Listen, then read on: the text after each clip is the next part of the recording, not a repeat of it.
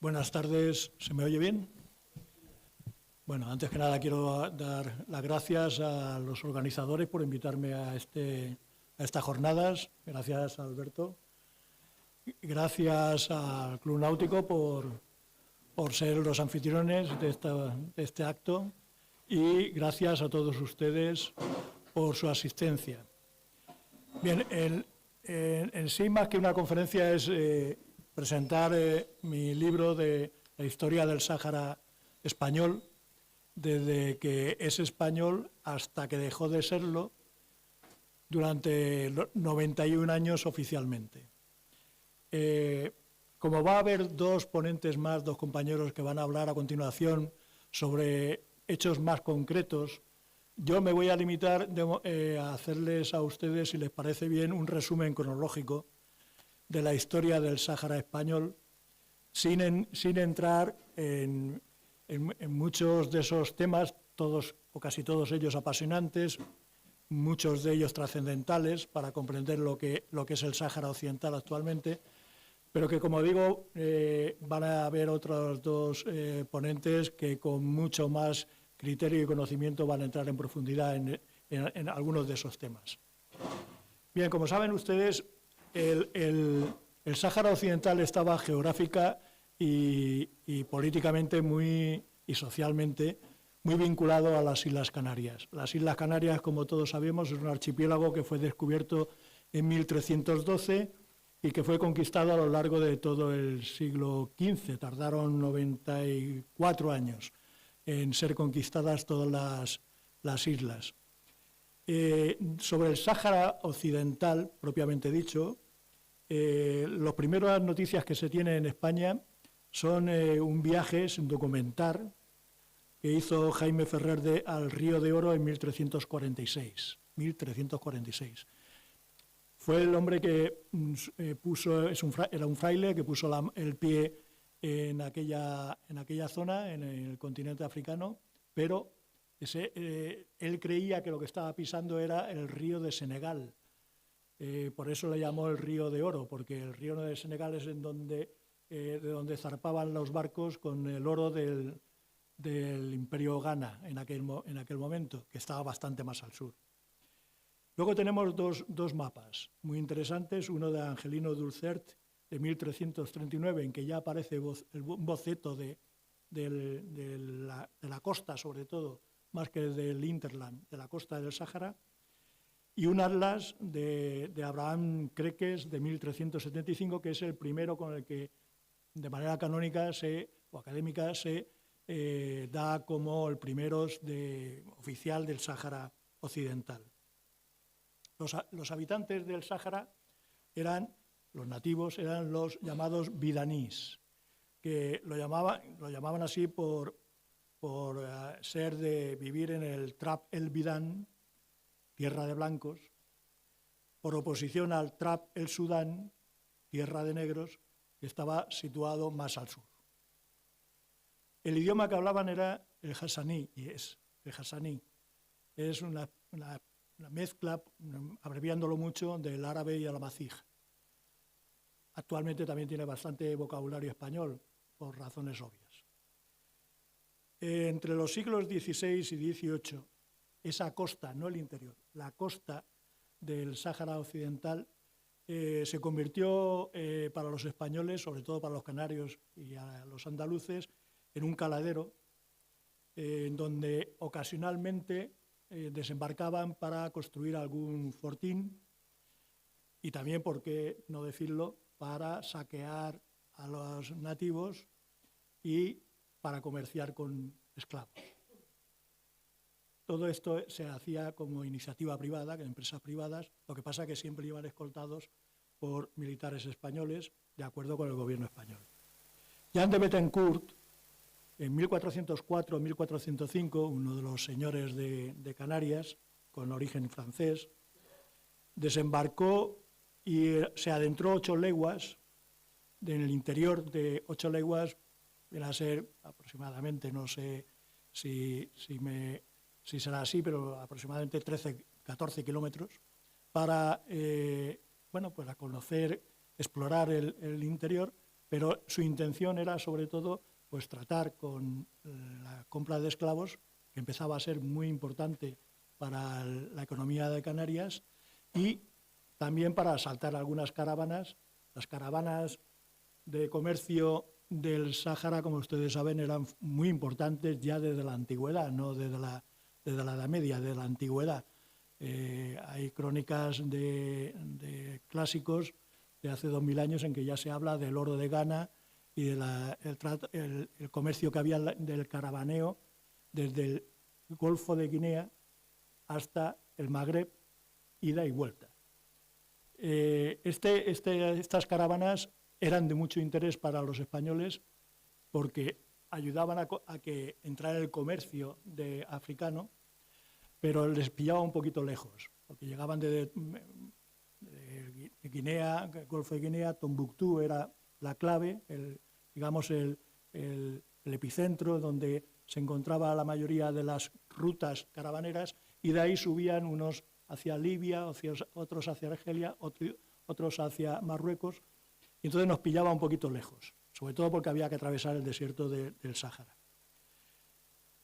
Bien, esos fueron los primeros conocimientos que tenemos de españoles en el Sáhara. Ese Jean de Betancourt, que llevó los primeros dromedarios a Lanzarote, ellos le llamaban, y todavía le siguen llamando, camellos, pero son dromedarios en realidad, ¿no? Entre noviembre de 1884 y febrero de 1885, ya damos un salto importante para no... tengo que abreviar porque son más de 700 páginas del libro, y no, como ustedes comprenderán, no voy a atosigarles a ustedes con toda la información, pero vamos a los hitos más importantes. Entre noviembre de 1884 y febrero de 1885 se celebra la Conferencia de Berlín, una conferencia en donde las potencias europeas se reparten África, las colonias europeas se reparten África, y ponen como condición sine qua non para que haya un reconocimiento oficial de los gobiernos europeos de que ese territorio que aspira a administrar una potencia colonial sea declarada oficialmente y sea comunicada a todas las consellerías de Europa, por lo menos de las potencias colonialistas. Ahí estaban Gran Bretaña, estaba Francia, estaba Italia, estaba Alemania, estaba Bélgica.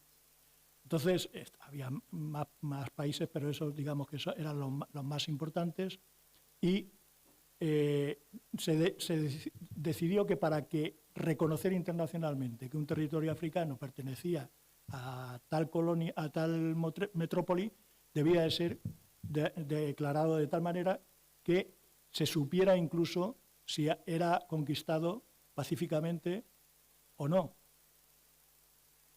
Bien, el protectorado español, que gracias a Emilio Bonelli se declaró a finales del 84, precisamente para acogerse a lo que marcaba la Conferencia de Berlín.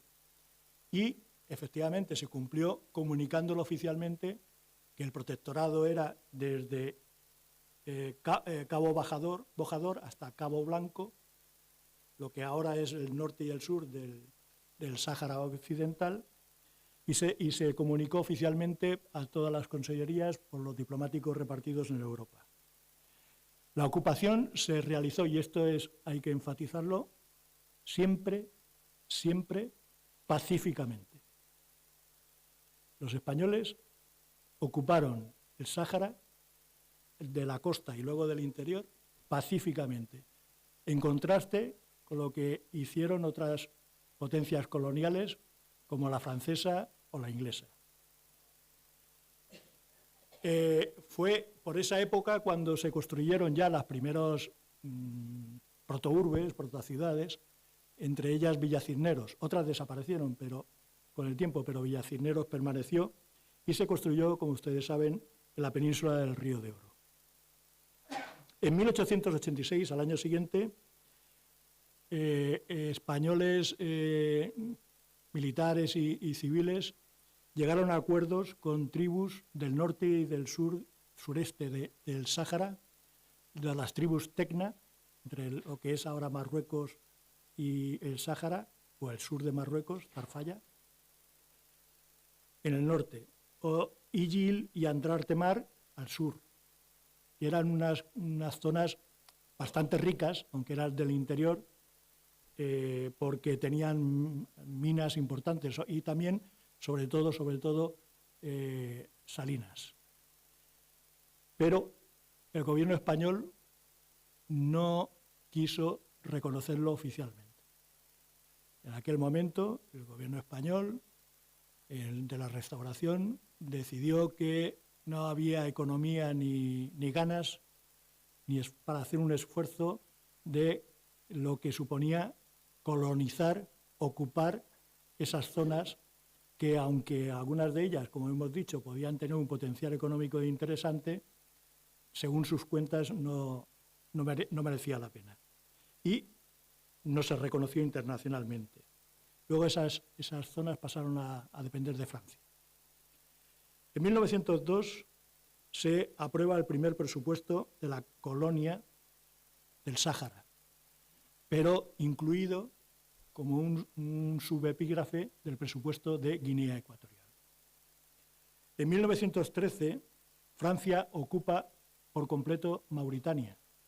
Argelia ya la había empezado a ocupar en 1830. Es decir, que ya empezaba a rodear todo lo que era el Sáhara como colonia francófona. En 1916, los españoles, a través de Francisco Ben Sargandoña, ocupan Cabo Yubi y construyen lo que luego se llamaría, en honor a quien lo había ocupado, Villavens. Ese Cabo Yubi, español, pasaría luego a ser el protectorado sur español en Marruecos. El norte, el Rif, el sur, el Cabo Jubi. En 1920 se ocupa La Güera. La Güera es la ciudad más meridional que había en la costa del Sáhara, aunque ahora ya está en ruinas, pero era una ciudad que se construyó de manera para recoger, sobre todo, acoger a los pescadores. Luego tenemos, en 1934, se crean las fuerzas indígenas. Y se crean las fuerzas indígenas por presión del gobierno francés. El gobierno francés, como hemos dicho antes, Francia ya estaba ocupando toda Mauritania, estaba ocupando Argelia, que son limítrofes con el Sáhara, como ustedes saben, y estaba luchando contra las tribus rebeldes porque, al contrario de lo que estaban haciendo los españoles, ellos sí que ocupaban de manera violenta esos territorios. Y había confrontaciones sangrientas, muy duras, con las cábilas de cada uno de esos territorios. Cábilas rebeldes que en algunos casos se refugiaban en territorio que era español, del Sáhara español.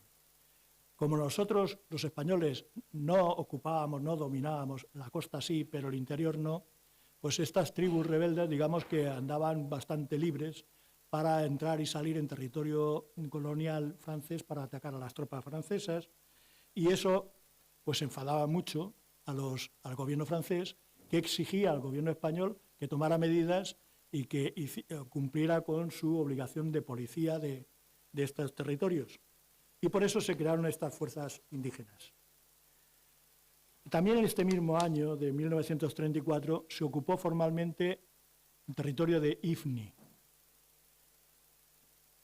Fue a través mandado por el coronel Capaz, y se ocupó 56 años después de que formalmente y oficialmente se reconociera como territorio español.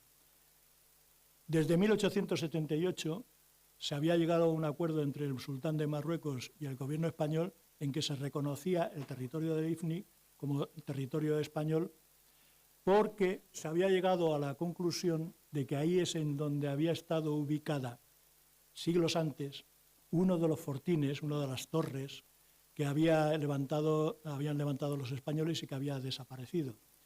Estamos hablando de la torre de Santa Cruz de la Mar Pequeña, que se levantó allí en el siglo XVI, que fue atacada sucesivamente por varias tribus, luego fueron reconstruidas por los canarios, hasta que llegó un momento en que fue destruida y abandonada y se olvidó la ubicación real de donde estaba.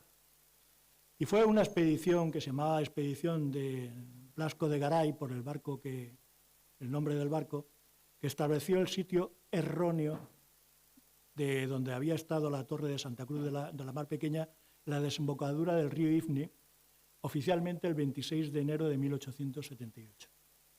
En realidad estaba más al sur, en Puerto Cansado, cerca de Tarfaya, pero no se sabía con seguridad y al final el acuerdo entre franceses, españoles y el sultán de Marruecos es que lo mejor es que fuera Ifni. Y así se ocupó oficialmente ya en 1934.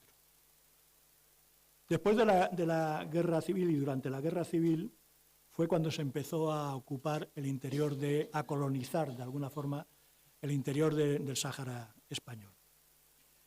Fue en 1938 cuando se fundó el Ayun, que significa los manantiales, en Saguía el Amra, que estaba a 28 kilómetros de la costa. Saguía el Amra es una de las dos regiones o zonas en que se divide el Sáhara Occidental.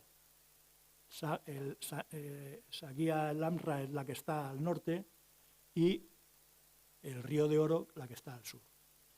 Bien, pues el albañil que construyó la casa fuerte de la primera casa del Ayun cobró un dromedario y 20 cabras. En 1940, 2 años después, fue el fin de la ocupación militar, se reconoce como el fin de la ocupación militar española del Sáhara y el inicio de su colonización. Y empezó a tener su propio presupuesto. 5 años después comienza la descolonización africana. Cuando acaba la Segunda Guerra Mundial, todas las potencias europeas que tenían colonias en África empezaron paulatinamente a descolonizar esos territorios. O sea, 5 años después de que nosotros decidiéramos iniciar la colonización. Íbamos contracorriente con la historia. En octubre de 1950, el Sáhara recibe en viaje a Francisco Franco, al jefe del Estado. Y el 14 de diciembre de 1955 se produce un hito muy importante para España, que es su ingreso en la ONU. A partir de ese momento, ya en los primeros días del 56, la ONU empieza a pedir explicaciones al gobierno español sobre sus colonias en África y especialmente sobre el Sáhara. En 1956, el año siguiente de que ingresáramos en la ONU, se independiza Marruecos. Y ese mismo año se inicia la provincialización de Ifni y Sáhara. El gobierno español decide que va a provincializar esas regiones. El Sáhara sería la 53, como todos sabemos. Pero fue una provincialización, digamos que un poquito especial, porque en realidad no tenía el mismo estatuto que las provincias que había en la península. Pero se hizo siguiendo el criterio de Portugal y de Francia para decirle a la ONU que era territorio español, que no era una colonia. En 1957, al año siguiente, el ministro de Asuntos Exteriores español, Fernando María Castilla,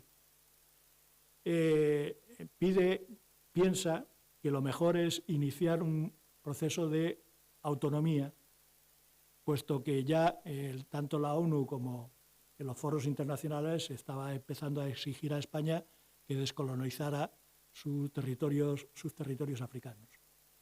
Y para evitar confrontaciones diplomáticas y para seguir el ejemplo de otros países europeos, pensaba que lo mejor era poco a poco ir dándoles autonomía. Pero ahí se encontró con una negación férrea por parte del ministro de la Presidencia, el almirante Carrero Blanco. Entre 1957 y 58 se produjo lo que algunos llaman la guerra olvidada o la guerra oculta en Sidi y también el Sáhara, donde se produjeron unos 300 muertos aproximadamente españoles y unos 500 heridos. Pero de eso, como van a hablar a continuación, y además con bastante más detenimiento y criterio, lo dejo ahí. También en 1958 se produce la cesión de Cabo Jubi a Marruecos. La ocupación española, por lo tanto, duró 42 años. Cabo Jubi es un territorio que estaba entre el Sáhara Occidental y Marruecos. Se convirtió en una provincia del sur de Marruecos, Tarfaya. El año siguiente se inician prospecciones petrolíferas, pensando con que el Sáhara podía haber bastante petróleo, pero la realidad fue que no fueron infructuosas las búsquedas. Y eso que vinieron petroleras importantes americanas. En 1960, el gobierno español por fin le reconoce a la ONU que el Sáhara es un territorio no autónomo. Territorio no autónomo viene a ser como una colonia. Y por lo tanto, se contradecía a sí mismo el gobierno cuando había dicho que era una provincia. Si era una provincia, era territorio de soberanía española. Si era territorio no autónomo, no era soberanía española. Y ahí se empezó a ver una contradicción importante de la que se aprovecharon otros gobiernos vecinos del Sáhara. En febrero de 1961 murió el rey Mohamed V y fue coronado rey de Marruecos Hassan II. Al año siguiente se produce la independencia de Argelia. Y también en ese año de 1962 ocurren dos cosas en el Sáhara muy importantes. Una, el descubrimiento de unas minas de fosfato en Bukra, cerca de Layún. Y además unas minas con un yacimiento al aire libre y con un material muy rico, que podía convertir el Sáhara en una potencia mundial de exportación de fosfatos. Marruecos hasta entonces era la primera, a nivel mundial, junto con Estados Unidos, y era una potencia mundial de exportación de fosfato. Pero esto que se había descubierto, el territorio del Sáhara español, era tan importante casi como las minas que tenía Marruecos. Y al amparo de ese descubrimiento, bueno, aparte de despertar las ambiciones y los anhelos de otros países vecinos, por la supuesta riqueza real que eso suponía, también el gobierno español se puso las pilas y creó el Plan de Desarrollo Económico, concretamente para el Sáhara, ya lo había para el territorio español, para la península. El 6 de julio de 1963 se produjo en el aeropuerto de Barajas una reunión secreta en España, no en Marruecos, entre Hassan II y el general Franco. En esa reunión, que era secreta, pero ahora sabemos que se trataron reivindicaciones de Hassan II sobre territorios españoles en Marruecos, empezando por Ifni. Y se dice que Francisco Franco dijo que accedía de alguna manera a esas reivindicaciones, pero que hasta ahí, no más. Y Hassan II le vino a prometer, si eso sirve de algo, que el gobierno marroquí, si eso era así, y Ifni pasaba a ser marroquí, Ceuta y Melilla serían reivindicaciones de generaciones futuras, no de él. Y así se comprometió. En 1967, 4 años después, Castilla, el ministro de Asuntos Exteriores, propuso, por fin, un autogobierno y un referéndum para el Sáhara. ante la insistencia de la ONU y de pedir explicaciones y que se descolonizara, puesto que ya se había reconocido que era un territorio no autónomo, y ante la evidencia de que los marroquíes, pero también los argelinos, también los mauritanos, empezaban a tener, a exponer, a manifestar claramente sus ambiciones de anexionarse el Sáhara, Castilla pensaba que lo mejor era darle un autogobierno paulatino a los saharauis, de manera que fueran convirtiéndose poco a poco y con la tutela del gobierno español en un Estado autónomo asociado al Estado español, estilo de lo que ahora es Puerto Rico con Estados Unidos. Era una salida que Castilla planteaba a futuro, pero se encontró una vez más con la oposición frontal de Carrero Blanco. En 1969 se entrega por fin Sidi Ifni a Marruecos, oficialmente, por lo tanto el Sidi Ifni duró la ocupación 35 años. Digamos que Sidi Ifni en aquel momento era solamente la capital, Sidi Ifni. Ifni, como ya veremos después, que lo contarán mis compañeros a continuación, pues se había reducido, debido a esa guerra olvidada u oculta, se había reducido todo el territorio español a lo que era la capital. Y poco más, el aeropuerto y poco más. Bueno, esa entrega del gobierno español de Sidi Ifni a Marruecos creó un gran malestar y preocupación entre los saharauis. Empezó a emerger un nacionalismo saharaui porque había temor a que los siguientes fueran a entregar a Marruecos fuera el Sáhara. Y se creó la Organización de Vanguardia de Liberación del Sáhara. Era la primera organización que fue creada por los saharauis, una organización pacífica que creó Basiri el 12 de diciembre de 1969.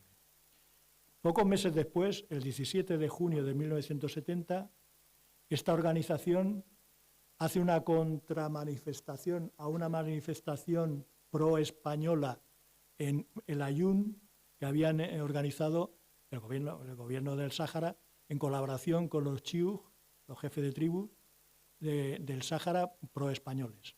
Esa manifestación se convocó por parte del gobierno del Sáhara para responder a una reunión tripartita que había habido entre los jefes de Estado de Marruecos, Argelia y Mauritania para tratar el futuro del Sáhara. Con esa manifestación lo que se pretendía era demostrar que los saharauis estaban por quedarse con España. Pero ahí estaba Basiri y su gente para decir sí, pero con condiciones. Vamos a negociar eso, vamos a negociarlo pacíficamente con un futuro como lo que proponía Cortina Mauri. Hubo una confrontación, hubo muertos y en ese momento se rompió, desgraciadamente, la tendencia que históricamente había habido en la relación entre españoles y saharauis, que era de paz, de convivencia, tranquila y pacífica. Esa manifestación, esa confrontación, primero con policías y luego con legionarios, con muertos, supuso el cambio de una época en el Sáhara. En octubre de 1970, Castilla se quedó fuera del gobierno porque Carrero Blanco subió a ser vicepresidente y nombró como ministro de Asuntos Exteriores a Gregorio López Bravo. En 1971 y 1972, Hassan II sufrió 2 atentados brutales, uno en tierra, otro en el aire, volviendo de Europa. Y se libró de milagro de los dos. Luego, si quieren las preguntas, entramos en las consecuencias. Pero López Bravo creyó que era el momento de aprovechar esa coyuntura, esa debilidad de Hassan, para proclamar la autodeterminación del pueblo saharaui a través de un referéndum y llevarlo hacia lo que Castilla había propuesto antes, a ser un gobierno autónomo, pero dependiente de España. Pero de nuevo Carrero se opuso. En 1972, la ONU por primera vez empezó a hablar de autodeterminación del Sáhara. Y al año siguiente, en Zuerat, una población al norte de Mauritania, se creó el Frente Popular de Liberación de Saguía el Hamra y Río de Oro, el Frente Polisario, llamado popularmente Frente Polisario. A diferencia de la organización de Basiri, no era pacífico. Sí que reclamaba el uso de las armas. El 11 de junio de 1973, Carrero Blanco fue nombrado por Franco presidente del gobierno. Pero el 20 de diciembre de ese mismo año murió en un atentado de ETA. Fue asesinado y subió a la presidencia del gobierno Arias Navarro, que propuso y nombró como ministro de Asuntos Exteriores a Pedro Cortina Mauri. En abril de 1974, un hecho en un país vecino vino a encender las alarmas en el gobierno español, que fue la revolución de los claveles en Portugal. En 1974 también, ese mismo año,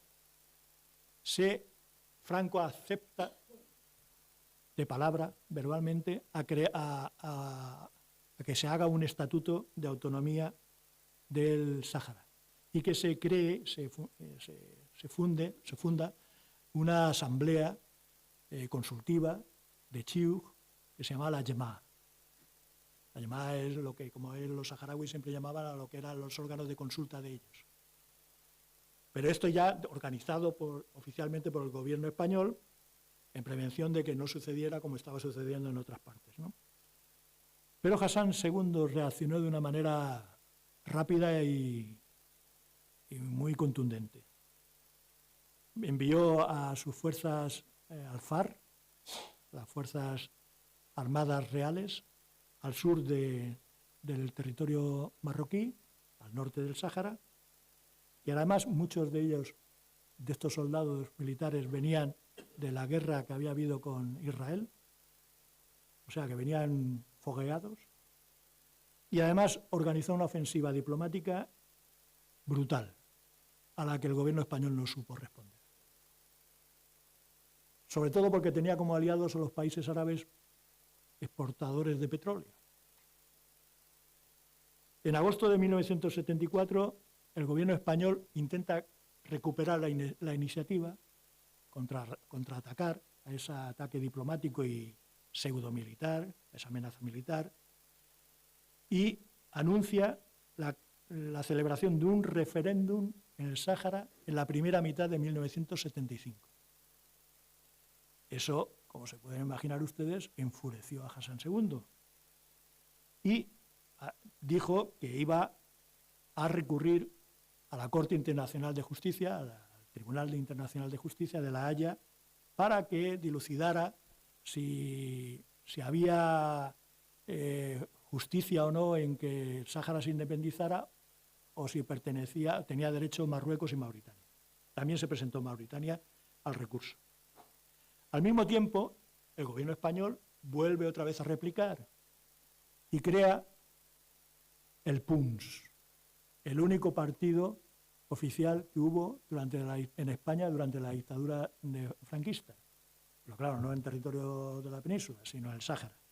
El Partido de Unión Nacional Saharaui, formado por, sobre todo, chiuj, pro-españoles, y con personas que estaban financiadas por el gobierno español.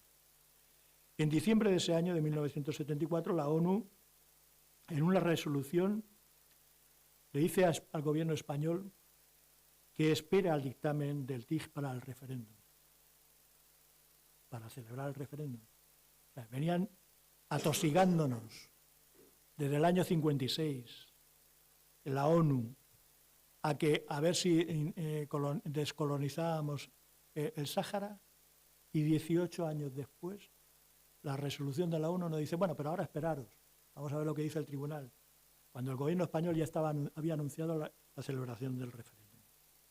Con eso, ¿qué se consiguió? Que Marruecos ganara tiempo. Y Hassan II lo aprovechó ese tiempo.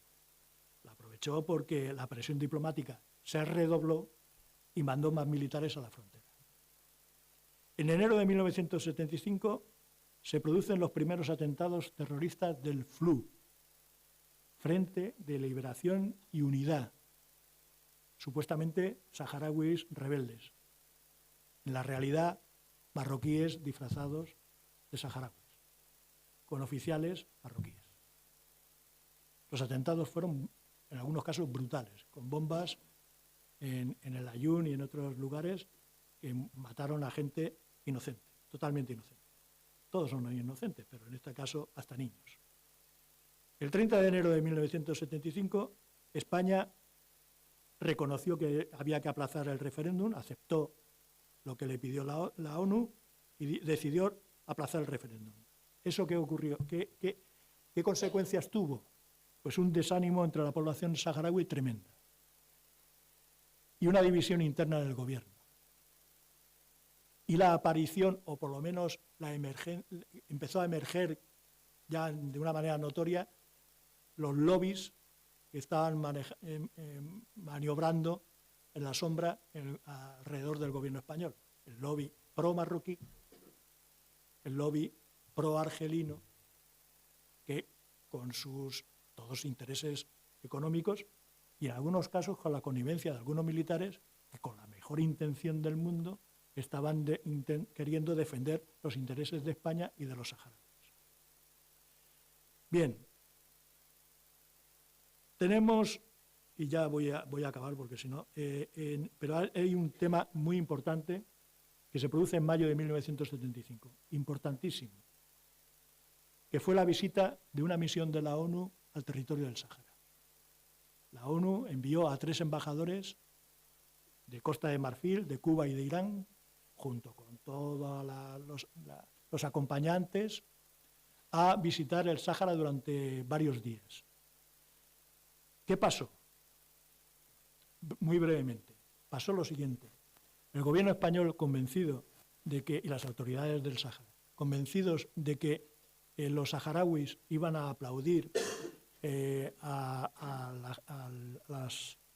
al PUNS y iban a demostrar que querían seguir siendo españoles, dieron orden de que total libertad de manifestación y de expresión durante la visita de la ONU. La sorpresa fue, mayúscula, fue que la misión de la ONU, tanto en el Ayun como en otras poblaciones, pero sobre todo en el Ayun, lo que vieron en las calles fue una manifestación multitudinaria de saharauis dando vivas y con la bandera del Polisario, no del PUNS, del Polisario. Pero lo más grave fue para el gobierno español y para las autoridades españolas y para los españoles que vivían allí, algunos amigos míos que vivían en Alicante estaban allí en aquel momento, fueron los insultos. Porque en esa, digamos, efervescencia de manifestación pública, aparte de los vivas al Polisario, de los vivas al Sáhara independiente, pues también hubo ataques a los españoles, insultos a los españoles. Eso no se lo esperaba nadie. Nadie de los españoles, claro. Ni las autoridades ni los civiles que estaban allí. Eso demostraba que no nos querían. Estaba claro. Y además, de una manera, en un escenario internacional. La misión de la ONU iba acompañada de corresponsales de prensa de todo el mundo. Y eran noticias en todo el mundo. El gobierno español entonces intentó, para el futuro del Sáhara fuera pacífico, negociar con el Polisario. Pero Louali, que era entonces el líder, se negó en redondo a negociar con el gobierno español. Bajo mi punto de vista, un error garrafal, porque, según Louali, el enemigo era quien estaba ocupando el territorio, no el posible enemigo en el futuro. No tuvo visión de lo que podía pasar. Él seguramente pensaba, ahora hay que echar a los españoles y luego ya veremos qué pasa si hay que enfrentarse con los marroquíes. Y siguieron los ataques del Polisario y siguieron los ataques, y además cada vez más duros, del FLU. El 23 de mayo de 1975 el gobierno se cansa español y anuncia la salida del Sáhara.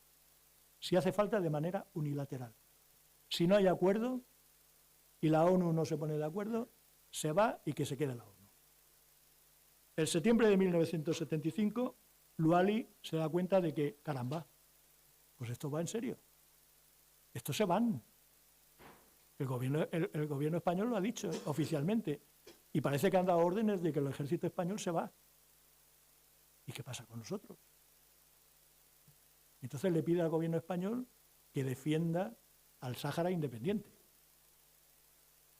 Como administrador de la colonia, si se va a abandonar, que la defienda, porque saben de las ansias que tiene está el ejército marroquí en la frontera. Y Luali consigue que haya un intercambio de prisioneros y ordena el cese de las hostilidades por parte del Polisario. El 27 también de septiembre, en España también ocurre un hecho importante para conocer toda la amalgama de sucesos que se vivió en España en un momento crítico y histórico, como fue la Marcha Verde, la salida del Sáhara, etcétera, etcétera. El 27 de septiembre suceden las últimas ejecuciones durante la dictadura franquista. Son ejecutados 5 miembros, 3 de terroristas, 3 del FRAP y 2 de ETA. Eso provocó una protesta generalizada internacional y la amenaza de que España volviera otra vez a quedarse aislada políticamente. El 7 de octubre existen unos planes de invasión por parte de Marruecos inminentes. En el libro lo cuento. Son telegramas de la Administración de Estados Unidos, de la CIA, documentos de la CIA que están desclasificados. En mi libro hay infinidad de esos documentos, en donde se advierte la CIA al gobierno de Estados Unidos de que el ataque parece inminente, que Hassan II va a aprovechar que está Franco agónico y que va a atacar con su ejército el Sáhara. Y parece ser, si hacemos caso a los documentos de la CIA desclasificados, de que en el último momento el vicepresidente de la CIA, que estaba el general Walter, que casualmente estaba en Marruecos, consiguió convencer a Hassan II para que no se produjera. Unos días después, el 16 de octubre, se produce el dictamen del Tribunal Internacional de Justicia y dice que reconoce que el Sáhara no era tierra sin dueño, no era terra nullius. ¿Eso qué significa? Que había tribus autóctonas que vivían cuando llegaron los españoles allí, que tenían derecho a la autodeterminación, que era una colonia, vamos, que no era un lugar deshabitado y que correspondía a otros países. Pero ante esta situación, Hassan II anuncia la Marcha Verde, que luego hablarán mis compañeros. Y el gobierno del Sáhara dio permiso al Polisario para actuar libremente en defensa propia, hasta que se llegaron los acuerdos con Marruecos.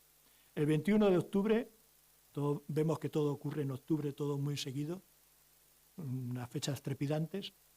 El gobierno español envía al ministro Solís Ruiz a Marrakech, junto con el embajador español en Rabat, Martín Gamero, para entrevistarse con Hassan, intentar convencerle de que no se produzca la Marcha Verde, pero no lo consigue. Y el 28 de octubre comienza la retirada militar definitiva de los españoles. El 2 de noviembre, Juan Carlos, príncipe de España y jefe de Estado interino, hace una visita relámpago a Layún que dura 4 o 5 horas. El 3 de noviembre hay un acuerdo en Madrid entre Marruecos y España para conseguir lo que se llama un acuerdo tácito, de que dejar que la Marcha Verde entre unos poquitos kilómetros en territorio saharaui de manera testimonial, que acampen y que se retiren. Y luego ya se negociará de verdad tal. Es una forma de lavar la cara a Hassan II y también conseguir que España no entrar en un conflicto militar de consecuencias imprevisibles. El 4 y el 5 de noviembre de 1975, en Washington, Kissinger recibe a un enviado especial de Juan Carlos, su amigo Manuel Prado y Colón de Carvajal. También está la documentación de la administración americana en mi libro, en donde lo cuentan las conversaciones, las entrevistas que tuvieron. Entre otras cosas, le pide en el nombre de Juan Carlos a Kissinger que el gobierno americano intervenga para conseguir que no se produzca la Marcha Verde. El 6 de noviembre, al día siguiente, la Marcha Verde cruza la frontera. Y también se rompe el acuerdo tácito, porque se hizo público. Claro, al hacerse público aquel paripé de que vamos a entrar unos kilometritos, que vosotros os vais a retirar esos kilometritos, vais a dejarlos sin minas y sin vigilancia de soldados españoles para que nosotros hagamos un acampamento y luego ya nos retiramos y ya negociamos, ¿vale? Vale. Pero al hacerse público, Hassan II se enfureció y entonces sí que el ultimátum fue serio. Vamos a por todas. La Marcha Verde no va a frenar donde vosotros decíais que frenaron. Al día siguiente, el 7 de noviembre, se produce de manera urgente otra entrevista de Hassan, pero esta vez con Carro. Antonio Carro era el ministro de la Presidencia, la mano derecha de Arias Navarro. Se produce en Agadir, también en presencia de Martín Gamero, el embajador. Al mismo tiempo, el Consejo de Seguridad de la ONU insta a que se retire la Marcha Verde y, esto es importante, y el Consejo de Seguridad de la ONU recomienda a España que negocie con países interesados. ¿Qué significa esto? ¿Qué significa? ¿Que España negocie con países interesados para que se acabe el conflicto y la amenaza de la Marcha Verde? ¿Con qué países? El 9 de noviembre de 1975, Hassan anuncia por fin la Marcha Verde porque ha llegado a un acuerdo con Carro. Cuento las cartas que se intercambian, ahí están textualmente, porque Antonio Carro luego la leyó y la entregó en sede parlamentaria unos años después. Anuncia el fin de la Marcha Verde. Entre el 10 y el 11 de noviembre se repliega la Marcha Verde. El 11 de noviembre se inician las negociaciones en Madrid entre España, Marruecos y Mauritania. El 14 de noviembre se firman los llamados Acuerdos de Madrid, en donde España concede que Mauritania y Marruecos sean también administradores del territorio. Se crea una administración tripartita, en tanto los soldados, el ejército y los civiles españoles abandonan el territorio. No entrega la soberanía del territorio. No entrega la soberanía, porque la soberanía saharaui nunca había sido española. Nunca. Había sido una colonia, había sido un territorio no autónomo. Habíamos sido los administradores, no los soberanos. Entonces, no se le entregó ni a Mauritania ni a Marruecos la soberanía. Y eso lo dejó muy claro el gobierno español, incluso viviendo todavía Franco. Ya acabo. Efectivamente, muere Franco el 20 de noviembre, el 22 Juan Carlos I es entronizado rey y acabó con una cuestión que a mí me parece importante. Perdona, Alberto, y acabo. El 10 de diciembre de 1975, la ONU riza el rizo. Riza el rizo. Es que es algo...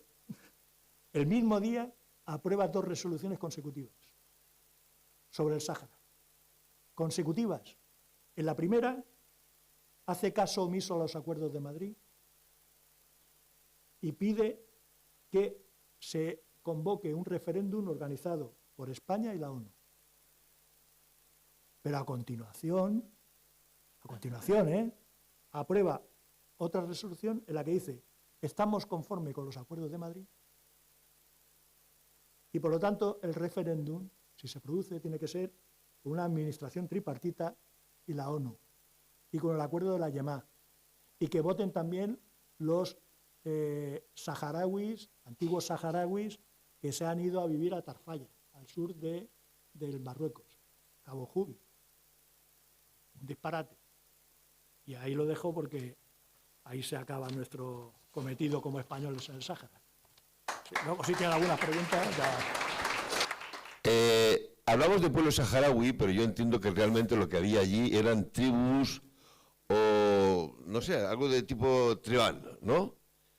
O más dicho, más de una tribu habitaba en el territorio del Sahara occidental, del Sahara español. Entonces, ¿hay una relación, digamos, étnica o por tribus entre quienes están a favor de los españoles o de los marroquíes o los argelinos? Si esa estructura tribal existente en el Sahara se refleja en sus posiciones políticas. Era la pregunta. Los saharauis eran nómadas y estaban por tribus, tribus que no todas tenían las mismas características. La más fuerte, la más numerosa, eran los Ergibat, que eran grandes guerreros y que habían luchado mucho contra los franceses. Cada vez eran más sedentarios, la función de España era centralizarlo. Sin embargo, los Azorien, que eran los que estaban pegados a Marruecos y a la zona costera, eran ya pro-marroquíes, pero eran totalmente antimarroquíes. A los marroquíes los despreciaban. Los Ribat, y todas las tribus, menos las Azorien, las que estaban pegadas a la costa, a la Ayun y a Marruecos. Los despreciaban, vamos, sin duda. ¿Qué postura tenía Carrero Blanco con respecto al Sáhara? Se me escapa un poco porque los políticos cambian de opinión, como bien sabemos. Pero yo era partidario de mantener el Sáhara, igual que Franco. Eran partidarios de mantener el Sáhara. Tanto que Franco, en una de sus últimas voluntades, entra en guerra directamente con Marruecos. Pero el cambio, Hassan, que era muy listo, aprovechó el cambio de régimen, porque lo iba a hacer el año pasado. El año anterior, perdón, en agosto se estuvo a punto de hacer, pero como Franco se recuperó, se paró todo. Y entonces esperó a la muerte de Franco para organizarlo, sabiendo la debilidad del gobierno, pero el gobierno es un gobierno que no tenía visión geopolítica, simplemente quería sobrevivir. Y no tiene visión geopolítica de un gobierno, pues lo estamos pagando ahora mismo, como estamos viendo muy bien. Bueno, aprovechamos que están con nosotros unos ex militares, ¿no? Porque el caso del Sáhara Occidental es el mismo caso del Rif. Como se acaba de decir que España no entregó el Sáhara a Marruecos, eso es verdad, porque según las Naciones Unidas es el administrador hasta hoy en día y lo que es la circulación aérea también todavía está en manos de España. El Rif no cedió a una autonomía dentro de España por la época del protectorado y tampoco cedió al reconocimiento del sultán de Marruecos en las negociaciones de Oujda en 1926, en abril de 1926. Por lo cual nos gustaría alguien de la mesa pues que nos puede decir, si sabe algo, cómo se efectuó la entrega del Rif, que era, bueno, protectorado o como se quiera llamar, porque hubo resistencia. Ya sabemos que le costó mucho a España someter a la población rifeña y todo ello. Y además Rif era una república, hay un documento heredado por la Liga de las Naciones que que lo ha heredado Naciones Unidas, la Liga de las Naciones, donde el gobierno de Abdelkrim pedía que se reconozca el Estado rifeño. Pues basando sobre esto, la integración o la anexión del Rif a Marruecos, ¿qué pasó ahí? O sea, ¿qué pasó en el pacto del 7 de abril de 1956? Como sabemos que todavía sigue un top secret del Estado español. ¿Por qué motivos se entregó? ¿Internas, externas? ¿Cuál? Muchas gracias. Yo nací en el Rif, yo nací en Melilla. Os conozco muy bien, pero ¿sí me oyen? ¿Se me oye? Sí. Pero os conozco muy bien. Tengo amigos rifeños, muchos. Pero Y mi corazón está con vosotros, no con el Magdén. Pero las cosas de política algunas veces, como os he dicho, como os dije antes, son muy crueles. La realidad política, como ha expresado muy bien el general antes, la geopolítica no conoce nada de sentimientos muchas veces, va a lo práctico. Y el cerebro puede al corazón. En España no os conocen a los rifeños, no saben en general, estoy hablando en general, lo mismo que vosotros nos conocéis a nosotros perfectamente, nosotros no os conocemos a vosotros. Los españoles no saben que vosotros no sois árabes. Los españoles no saben que vosotros sois la población autóctona del norte de África, que los bereberes, los amazigh, tienen su propia lengua y que además tienen su propia historia, incluso anterior a la arabización y el islamismo. Eso no lo saben los españoles. Y estamos separados por un estrecho. Sin embargo, la ignorancia es grande. Entonces, cuando a un español, a un gobierno español sobre todo, le plantean lo del RIF, lo único que se acuerdan es de la guerra, es del desastre anual, es de la matanza del Monte Arruit, es del desembarco de Alucemas, es que luego vosotros seguisteis luchando por vuestra independencia y que en los años 50 Hassan os bombardeó con napalm. Eso los españoles no lo saben. Que todavía hay rifeños que están encarcelados porque han estado reivindicando, jóvenes, gente bien preparada, han estado reivindicando la autonomía y la independencia del RIF. Aquí no se sabe. Entonces, ese es un hándicap, es un obstáculo tremendo para que los europeos en general, pero los españoles más en concreto, de alguna forma simpaticen con vuestra causa. Es muy difícil. Yo sé que vosotros, me imagino, no os acabo de conocer, que vosotros tenéis la labor que tenéis, y es de daros a conocer y que la gente se conciencie de lo que está pasando en el norte de Marruecos. Que vosotros no sois árabes, que vosotros no queréis pertenecer a Marruecos, que vosotros tenéis vuestra propia historia, vuestra propia lengua, la amazigh. Yo la conozco muy bien. Hay varios dialectos, en Melilla se habla de cherja, como sabéis, y yo conozco algunas frases en cherja.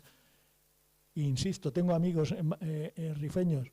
Vuestra causa es muy difícil, por ignorancia y por conveniencia política. Ahora mismo, lo he dicho antes, por desgracia, estamos atravesando un momento entre lo que está pasando en Ucrania, con Rusia, y lo que está pasando en el Sahel, que es vuestra retaguardia, lo que está detrás del Magreb, que es terrible lo que está pasando allí. Ahí tenéis un libro mío, que quien quiera saber lo que está pasando actualmente se puede informar. Es tremendo, es mucho más peligroso para España y para el sur de Europa que lo que está pasando en Ucrania. Y vosotros sois nuestro escudo. Cuando digo vosotros, digo el Magreb. Ni España, ni a ningún país europeo, ni por supuesto a Estados Unidos le interesa ahora mismo abrir un frente diplomático con Marruecos. No le interesa en este momento. Bastante tenemos con los rusos y bastante tenemos con el Sahel. Entonces, tenéis que ser realistas, yo lo he dicho antes, tenéis que persistir en vuestra causa y buscar vuestra oportunidad, pero esa oportunidad a lo mejor no está aquí a corto plazo. Yo una pregunta muy rápida. ¿Qué está pasando resumidamente en el Sahel y por qué es tan peligroso? Te respondo yo, Luis, tiráis el libro que lo querrá vender para que... Pero bueno, dile algo mientras voy viajando para allá. Yo le contesto, pero por favor compre el libro. Y así tendrá toda la información. El Sahel, como saben, muy brevemente, el Sahel es una región africana, es un cinturón que coge del Atlántico hasta el Mar Rojo, hasta el Índico, entre el sur del Sáhara y el Golfo de Guinea. Tiene desde Mauritania hasta Etiopía, ¿vale? Enorme. Millones de personas, más de una docena o 13 países. No es una región política, es geográfica y cultural en algunos casos.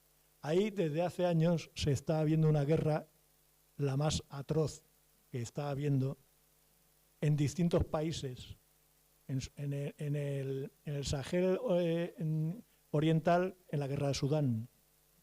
La guerra de Sudán, ahora mismo, una vez pasado lo de Gaza y todo esto, pero incluso antes de lo de Gaza, está habiendo la mayor masacre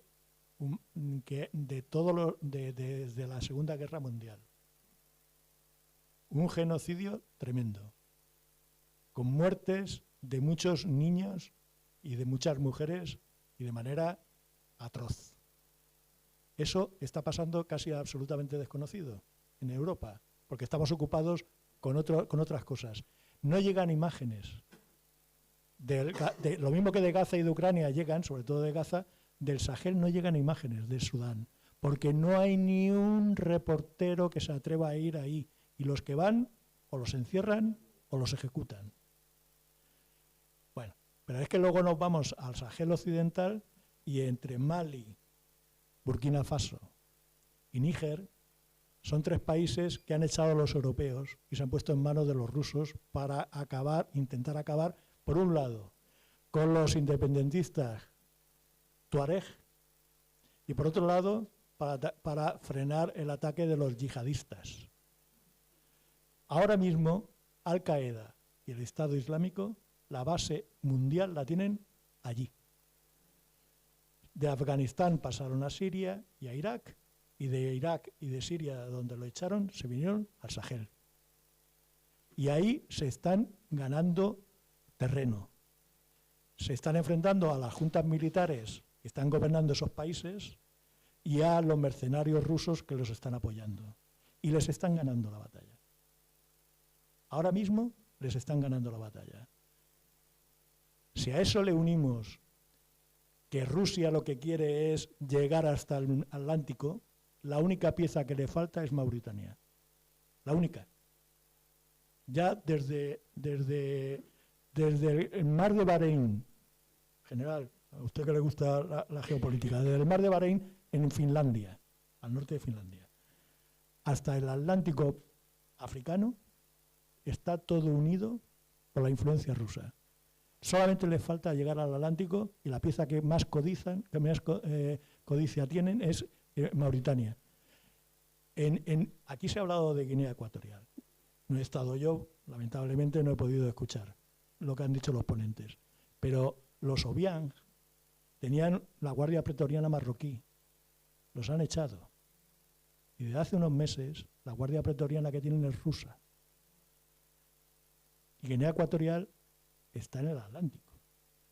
Si los rusos consiguen plantar una base militar en el océano Atlántico africano, conseguirán lo que no consiguió ni siquiera la Unión Soviética durante la Guerra Fría: llegar al Atlántico Norte, que es lo que quieren.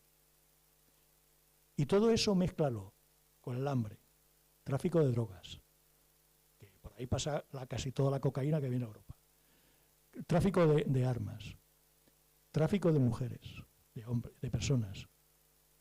Si a eso le unes el flujo migratorio, que las guerras, el hambre y todo eso, la desertización que está habiendo, el Sáhara está creciendo hacia el sur, lo que está quitando cultivo y ganadería. El flujo migratorio que está llegando a Mauritania y que de Mauritania no llega aquí hasta vía Canarias, eso va a ir a más. Yo he estado en Canarias 2 veces recientemente presentando libros. Allí lo saben perfectamente lo que está pasando. Lo saben perfectamente porque lo sufren a diario. Y las cámaras de comercio de los canarios están yendo a Mauritania intentando frenar, invirtiendo allí para intentar frenar ese flujo migratorio. Pero no son de mauritanos solos, no. Son de todo el Sahel, incluso del sur, más del sur, de África subsahariana.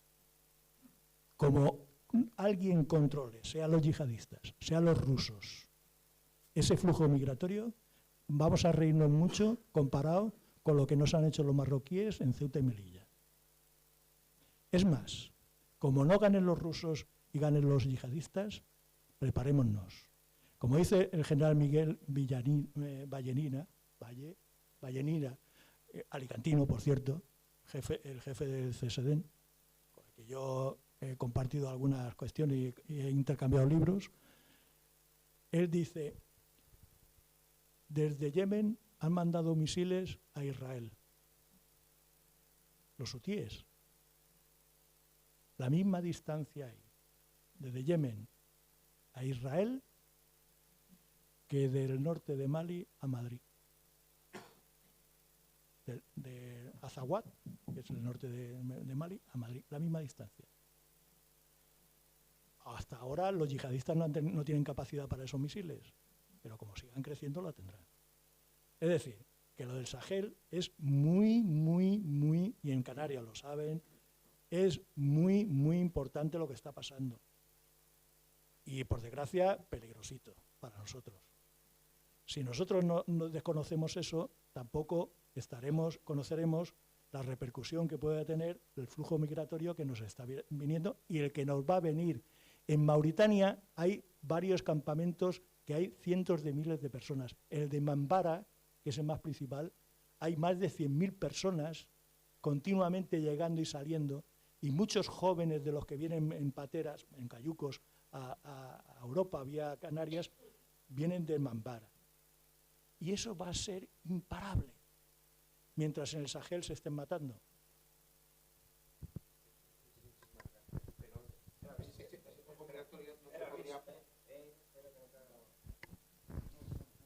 Ese flujo migratorio se podría parar en 35 minutos si hubiese voluntad política del gobierno español, puesto que tenemos los recursos para hacerlo.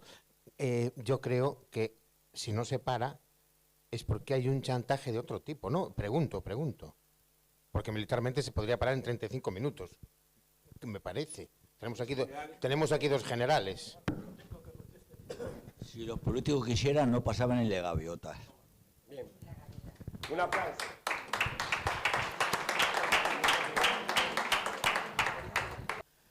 En todo el mundo, en todos los países del mundo, si me equivoco que alguien me corrija, solo se utiliza el apellido del padre.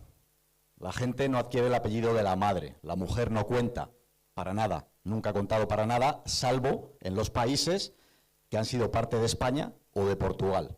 Eso es un elemento muy importante de la cultura hispánica y de la hispanidad. Entonces, la duda que yo tengo es sobre el Sáhara, la población del Sáhara. Cuando España tenía la administración del Sáhara, en los censos que se hicieron, cuando se identificó a las personas, ¿se les ponían dos apellidos, padre y madre, o no? Porque se me hace raro, porque eran musulmanes. Entonces, era la única parte de España, o administrada por España, que eran musulmanes. Y quería saber eso, si ahí también se mantenía ese elemento tan importante y tan diferenciador de la hispanidad, también con ellos, a pesar de ser musulmanes. Bueno, el carnet era diferente al nuestro, era color rojo, nuestro era azul, y estaba en árabe, y ponía el nombre de la tribu que pertenecía, no donde nacía, sino el nombre de la tribu, y después siempre España ha conservado la tradición de los territorios que ha ocupado, y ahí se mantenían sus tradiciones, su religión, se mantuvo todas sus costumbres, y las costumbres ponían el nombre del padre, era Ben Mohamed, Ben Mohamed, Ben Mohamed, hasta Mahoma. La madre no, pero como ahora, ellos son musulmanes, es su costumbre, y España no cambió sus costumbres. Precisamente, como ha dicho antes, pues se respetó todas sus tradiciones. No solamente eso, como dice el general, se respetaron las tradiciones en todos los sentidos. En el Sáhara había un periódico, ustedes lo conocerían, que escribían en español y escribían en árabe en parte. Había una Radio Sáhara, que también tenían sus programas en árabe, en Hassanía. Pero los censos que usted menciona, en los censos que se hizo en el año 74, se hizo el censo porque se iba a hacer el referéndum en el 75, se destacó gente de aquí, de Madrid, para organizarlo, y estaba ya prácticamente terminado. Es curioso porque ese censo en donde figuraban el nombre y el apellido. Por cierto, las mujeres saharauis eran y son las más avanzadas dentro del mundo musulmán, en cuanto a libertad que tienen. Dentro del islamismo, las mujeres son las más avanzadas. Pero lo que sí tengo que decirles es que se respetó tanto la tradición de los saharauis que en el censo figuran el padre, esposo, hija, hijo, sobrino, y en algunos casos aparecen, no recuerdo las dos frases, pero una es como parientes pobres o allegados o no sé qué. ¿Saben quién eran esos? Los esclavos. Yo conocí a un antiguo combatiente, un militante de la OAS argelina, corregirme si me equivoco, que combatían, que eran contrarios a que De Gaulle se fuera de Argelia y que se quedaran los colonos franceses allí, desamparados y todo eso, y me contaba pues que no se mantuvieron las instalaciones y la riqueza que dejó allí Francia y todo eso. Y me ha parecido ver un poco una similitud con el Frente Polisario cuando le abrió la puerta a España y cogieron el camino equivocado, a lo mejor. Yo quería preguntarles respecto a Argelia, ¿cuál es la postura de Argelia si Argelia tiene alguna influencia o tiene algún interés sobre el Sáhara Occidental? Gracias. Vamos a ver, el Polisario se nació con las ideas revolucionarias de Argelia, ¿no? Había conseguido la libertad de Argelia y Argelia estaba, como ya se ha dicho, en la órbita de la URSS, ¿no? Entonces, Argelia estaba muy interesada porque era una forma de abrirse al Atlántico, también se ha comentado aquí. Y al que no estaba interesado era ni Marruecos ni Estados Unidos. Imaginarse que en el Ayun o en Villa Cisneros hubiera una base militar de Rusia, ¿no? O de la URSS. Entonces, el interés de Argelia era enorme. Los saharauis jóvenes, los del Polisario, que son los que fundaron, fueron apoyados por Argelia en armamento, en material, y estaban por la labor. Por eso era muy peligroso para Estados Unidos, que por lo visto potenció la Marcha Verde a escondidas, porque no quería que dos países aliados suyos, de su órbita de Estados Unidos, España, con sus bases militares, Marruecos, con sus bases militares, y dentro de los países árabes a su favor, que no todos lo estaban. Entonces le interesaba mucho a Argelia hacerse con el Sáhara, o sea, ser amigos de los saharauis, que tuvieran la independencia y que de esa forma, al haberles apoyado desde un principio, podrían después ya meterse los de la URSS. Esa es mi opinión.